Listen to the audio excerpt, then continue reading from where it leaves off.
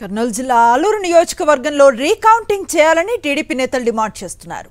ఆలూరు నియోజకవర్గ వైఎస్ఆర్సీపీ అభ్యర్థి విరూపాక్షి 21 రౌండ్లకు 2851 ఓట్లతో విజయం సాధించారు. గెలుపొందిన వైఎస్ఆర్సీపీ అభ్యర్థి విరూపాక్షికి డిక్లరేషన్ ఇవ్వటం లేదు అధికారులు. రీకౌంటింగ్ చేయాలని టీడీపీ నేతలు చేస్తూ ఉన్న డిమాండ్తో అధికారుల్లో అయోమయం నెలకొంది. డిక్లరేషన్ ఇవ్వాలా, రీకౌంటింగ్కు వెళ్లాలా అనే డైలమాలో వారున్నారు. విషయాన్ని ఎంతకీ తేల్చకుండా నిర్లక్ష్యంగా వ్యవహరిస్తున్నారు. మరోవైపు టీడీపీ నేతల దౌర్జన్యానికి సన్నాహాలు చేస్తున్నారు. దీంతో ఆలూరులో ఉద్రిక్త పరిస్థితి నెలకొంది. దీనిపై మరింత సమాచారం మా కరెస్పాండెంట్ లోకేష్ అందిస్తారు. లోకేష్, ఏంటి అప్డేట్?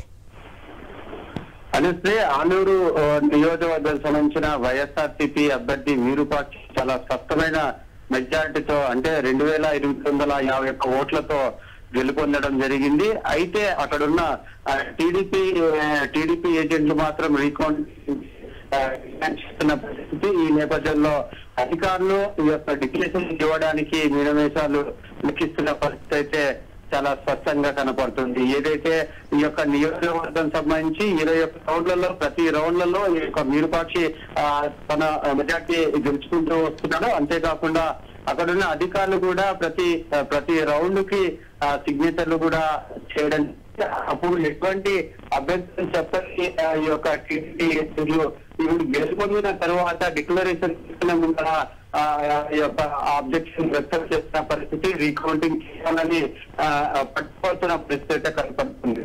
ఏదైతే ఈ యొక్క విరూపాక్షి గెలిచిన తీరును మనం చూస్తున్నట్లయితే ఖచ్చితంగా రీకౌంటింగ్ కి ఎటువంటి అర్హత లేదు, రీకౌంటింగ్ అడగడానికి అవకాశం కూడా లేదు. అయినప్పటికీ టీడీపీ ఏదో రకంగా యొక్క దౌర్జన్యంగానైనా రీకౌంటింగ్ చేయించి ఆ యొక్క డిక్లరేషన్ నిలిపేసి గెలుపు ఖాతా వేసుకునే ప్రయత్నం అయితే చేస్తున్నారు. అది అంటే ఈ యొక్క టీడీపీ చేస్తున్న డిమాండ్ కి వర్తాలుగా కనపడుతుంది.